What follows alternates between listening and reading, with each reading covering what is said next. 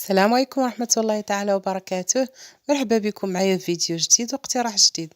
فاليوم الجمعة خدمنا هكا الكسكسو كما جرات العادة، واليوم خدمته مختلف، خدمته بالتيشات ديال الشعير. فتيبقى هاد الاقتراح ديال تيشات الشعير هكا مناسب لهاد الاجواء ديال البرد. وان شاء الله نشارك معكم الطريقه ديالي. اول حاجه خديت نص كيلو ديال التيشه ديال الشعير اللي تتكون متوسطه، ودرت لها شويه ديال الزيت ديال المائده، الزيت العاديه هكا، لبستها مزيان بهذيك الزيت.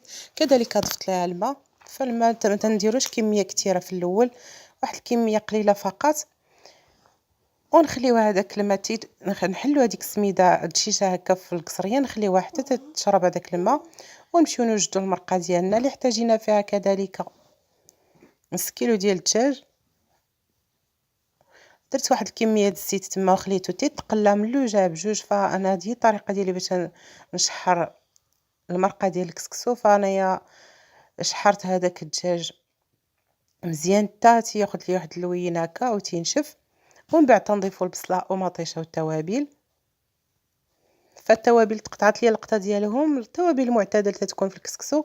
فالخرقوم البلدي والملحه البزار وسكنجبير هما تيكونوا في الكسكسو. تنخليو هذيك البصله ديالنا حتى تنزل ومطيشه، ونضيفوا الماء الطايب. فنمرقوا بالماء الطايب، نديروا الكميه اللي تكفينا.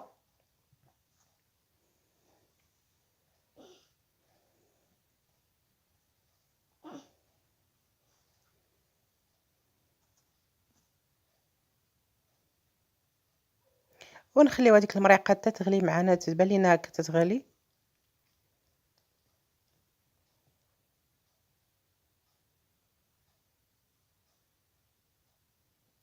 ونضيفوا لها هاد الخيزو المكور اللي تحتاجوا وقت ديال الطياب، فتنسبقوهم هما الاولين باش يطيبوا معنا.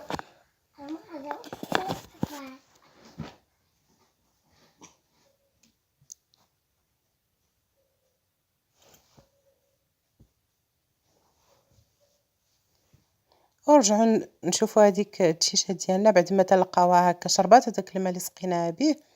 فتنديروها تفور الفوره الاولى، وبعد ما نزلناها من فوق النار فكما تشوفوا البخار ديالها هو البخار طالع منها. فحنايا في هذا الاثناء قبل ما تبرد تنضيفوا ليها كميه ديال الماء اكثر من الكميه اللي درنا في الاول،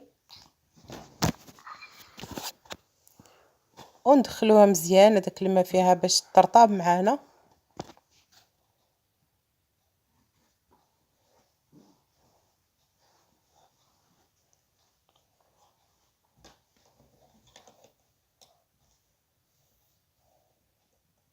ونعاودو نسرحوها بحال هكا في القصريه. فضروري نسرحوها باش داك الماء تيتشرب بسرعه هذيك سميده الشيشه.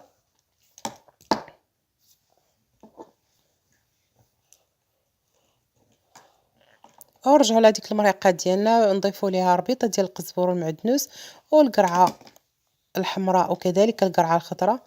بالنسبه للخضار فانا درت معكم هاد الخضار هاد المره، وشاركت معكم كسكسو مرات اخرين. فخدمته بالحمص، كذلك بالدنجال، بالفيتا، هكا بخضره تتكون منوعه بسبع خضار كما تنقولوا.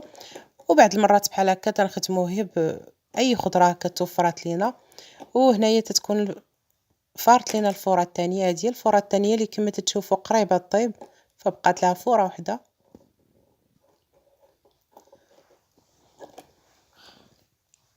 ونهبطوها نديروا ليها الملحه وزيت الزيتون،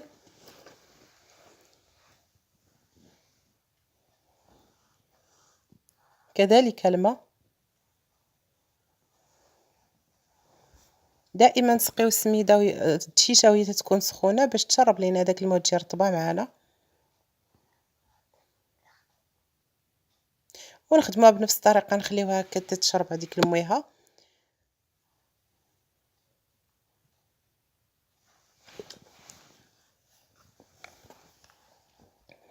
وهنايا صافي تتكونوا جداد. فحنايا دائما تراقبوها. الا كانت عندكم خدمتو بالتيشه الغليظه فديروا لها 4 الفورات، ولكن هاد المتوسطه صافي تحتاج 3 الفورات فقط. وهنايا تنسكيو او هذيك المرقه نزينوا بها هذيك التيشه ديالنا.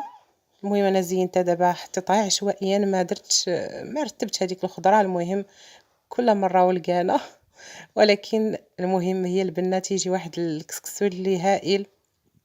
ديك التيشة التشعير تتكون مناسبة لهاد الأجواء الباردة، كذلك تتجي بنينة التيشة التشعير في الكسكسو، فهكا نوعو بها مرة. وهذا هو الاقتراح ديالنا، هكا تيجي على هاد الشكل كما تشوفوا. التيشة تتكون واخدة حقها من الطياب، تتجي مفروقة على بعضياتها، ما تتجيش نهائيا معجنة، كذلك تتجي بنينة. تنأكد عليها، جربوا ان شاء الله هذا الاقتراح ديال اليوم. تنتمنى الفيديو ديالنا يلقاكم في اتم الصحة والعافية، والسلام عليكم ورحمة الله تعالى وبركاته.